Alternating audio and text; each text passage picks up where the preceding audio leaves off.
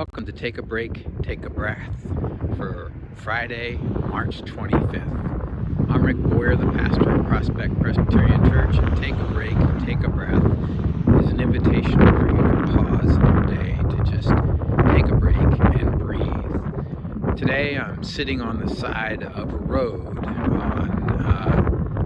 by the bay in Wildwood Crest. Our story takes place on the side of the road, so that's why I'm doing it. I didn't bring my microphone. Hopefully this recording will come out okay. Our reading today is Luke 8, 36 to 50. In that reading,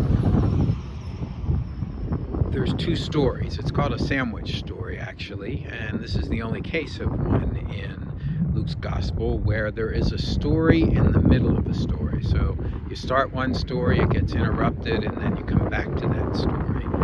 In this case, as soon as Jesus comes ashore, the people confront him, and Jairus, a leader in the synagogue, comes. And when he comes, he begs Jesus to come and heal his daughter, who is very sick. She's 12 years old. And while he's on his way, another woman comes secretly and touches him. She's had an illness, and she's had an illness for 12 years. She's been bleeding for 12 years, and she spent everything she had in order to be healed. So I sit on the side of the road for that reason. If you haven't already done so, I invite you to find a quiet place in your house and to close the door and to sit down in a chair and get comfortable. Close your eyes, take a deep breath. And as you breathe in the breath of God. And as you breathe out all that separates you from God. As you breathe in the breath of life. And as you breathe out all that does not give you life. As you breathe in God's peace. And as you breathe out all that does not give you peace. All of your worries and your fears and your anxieties and all the things that disturb your peace. Keep breathing in and out. And as you do so, allow yourself to become more and more aware of God's presence. Maybe imagine it like a warm sunshine falling on you. It falls on your feet, and your feet relax. The Spirit of God is touching you. And as the Spirit of God falls on your legs and penetrates into your muscles relax. And the weariness of your legs moves away. And as it falls on your abdomen, the agitations in your stomach fade away. As it falls on your chest, your breathing stays deep and steady. Your heart rate is calm and resting. As it falls on your back is relaxed, and the muscles and the pains that are in those muscles drift away. It falls on your neck and your shoulders and your arms, and all the tensions in your neck and shoulder and arms melt away, and your hands open up. It falls on your head, and it penetrates into your head. And as the Spirit of God and the peace of God comes to your mind, all the things that are bouncing around in your brain settle down. And as it lands on your face, the warmth of God's presence allows your face to relax and your jaw to unclench.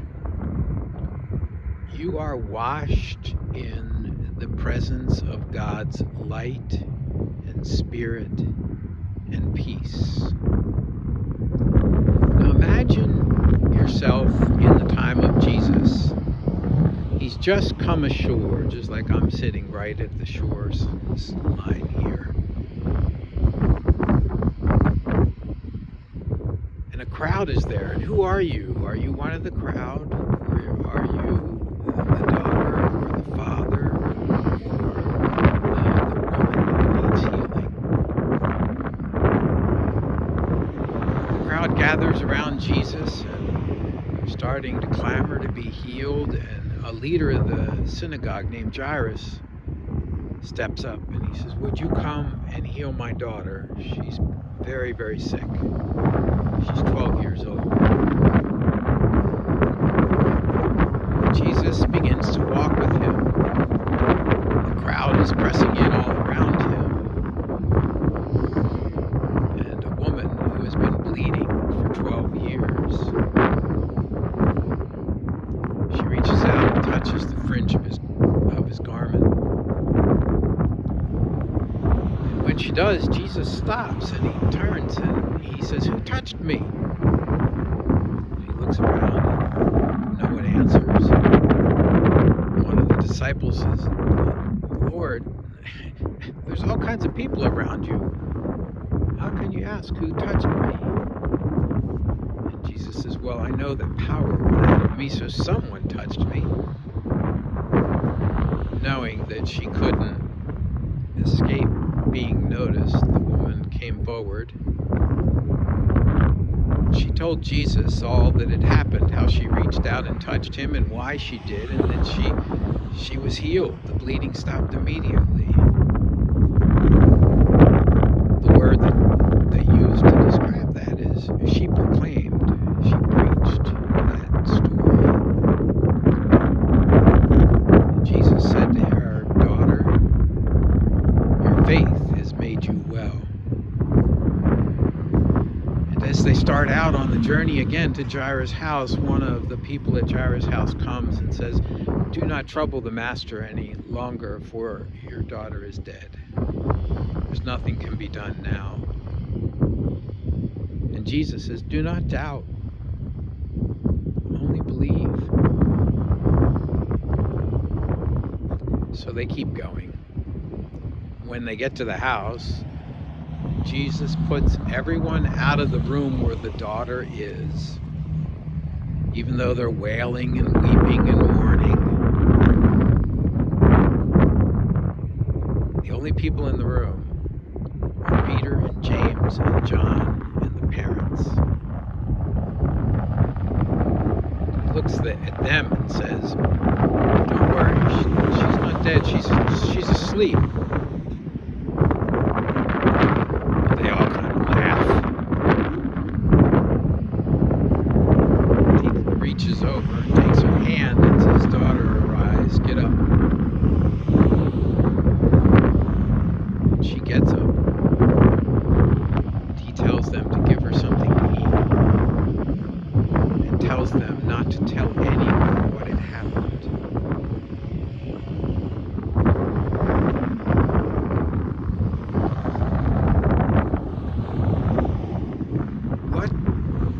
Stirred up in you in that story as you picture it, as you sit there thinking about it? What gets stirred up in you? What did you notice that's different from listening to the story from the perspective of a particular person? Who do you want to pray for because of this story? I think of people who are in need of medical care or who have lost everything to get medical care. I'll be quiet while you and Jesus talk for a few minutes about this story and about your prayer concerns and about perhaps your need for healing.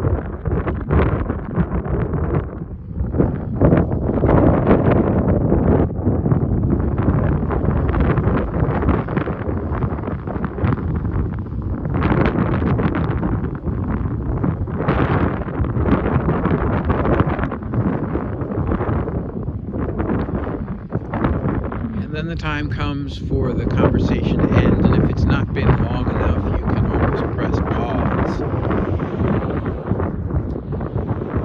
The two of you say goodbye in whatever way is appropriate, and you allow that image to fade away.